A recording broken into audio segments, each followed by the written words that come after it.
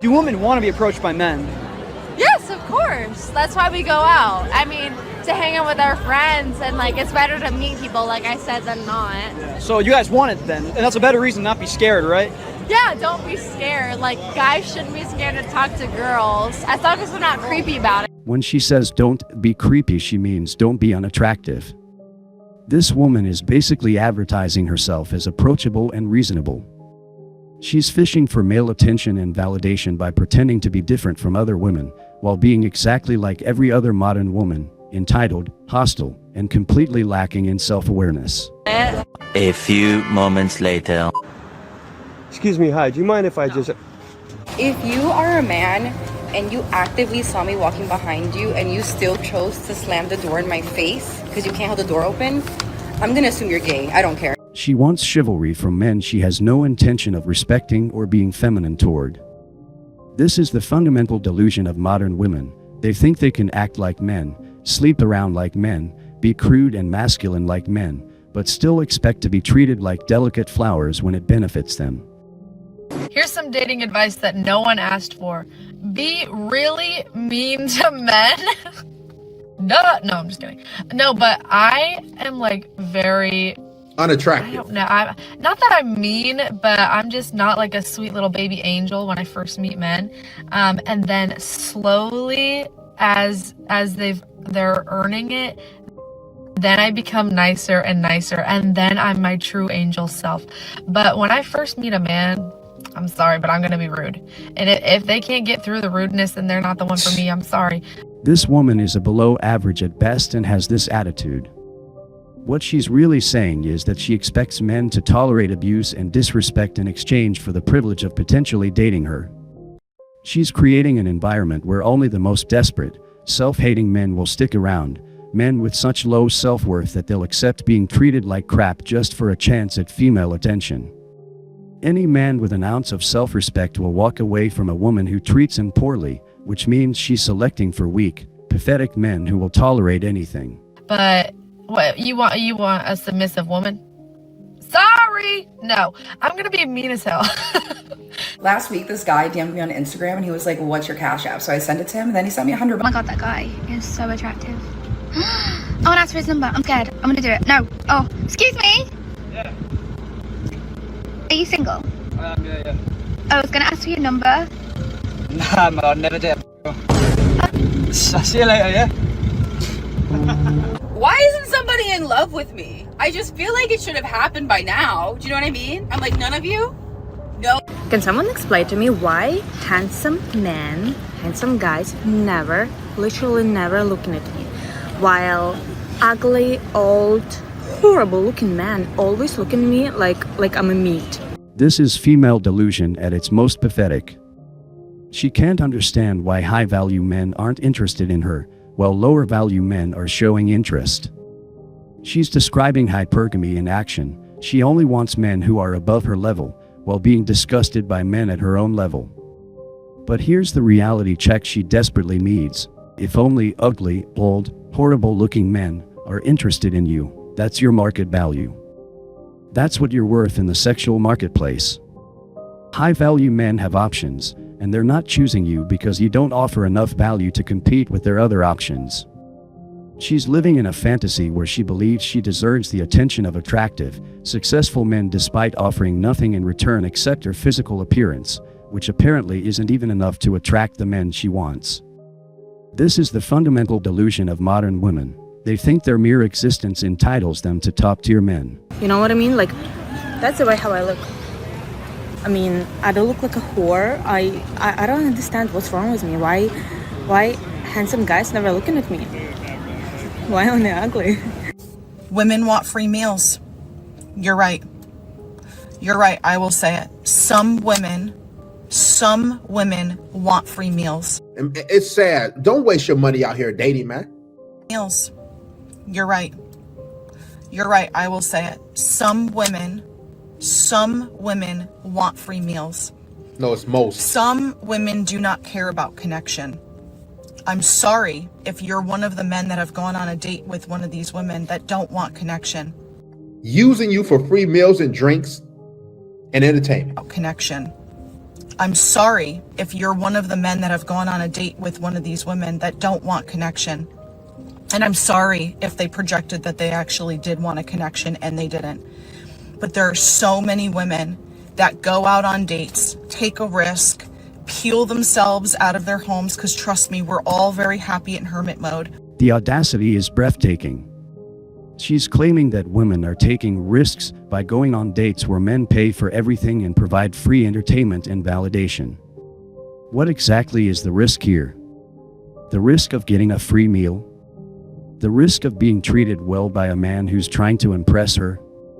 Meanwhile, men are taking actual financial risks by paying for dates, social risks by approaching women and potentially being rejected or humiliated, and emotional risks by being vulnerable with someone who might be using them for free meals and attention.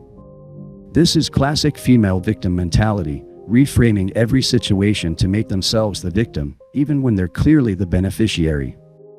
She's getting free food, free entertainment, free attention, and free validation, but somehow she's the one taking risks. This reveals how completely disconnected modern women are from reality. They genuinely believe that accepting free things from men who are trying to court them is some kind of sacrifice on their part. They've been so conditioned to see themselves as victims that they can't even recognize when they're in positions of power and advantage.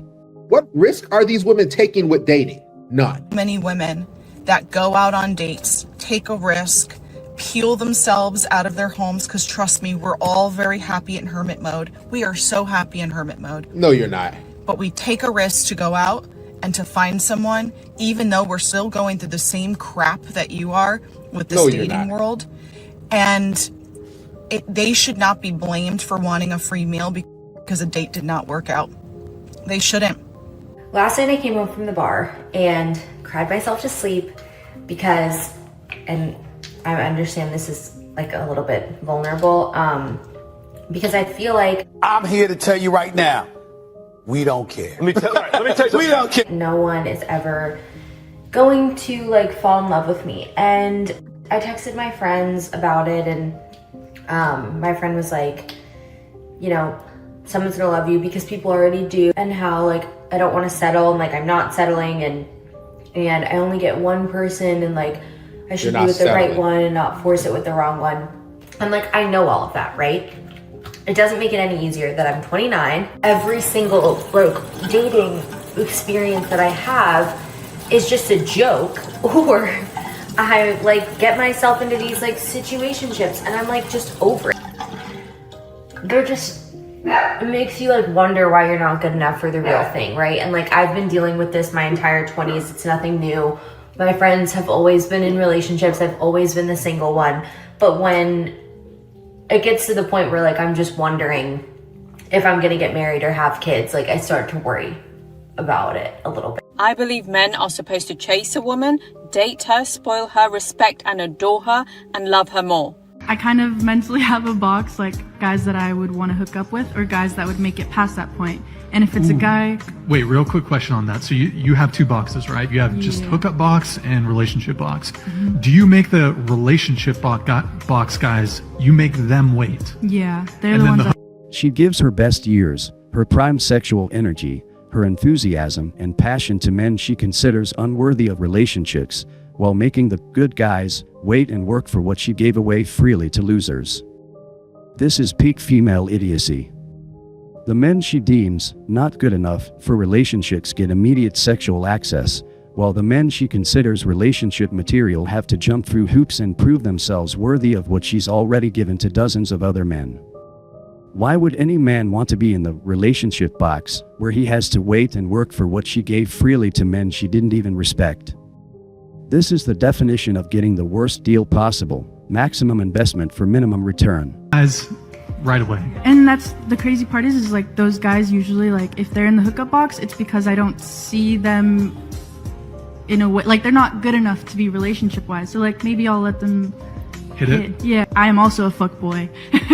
I would want them to wait to see if we have a genuine connection before I do that, you know, just because like if it's serious to me, then it's going to be serious to me. But if it's not serious to me, then it's absolutely not. And I just view it as a hookup. The guys I'm hooking up with or continuing to like talk to don't know how I view things. Where's everyone finding their husbands? Because everywhere I look, everywhere I think it's gonna happen, like whether that be the trail, whether it be the gym, like even the grocery store, no money, no. So where are you guys finding them?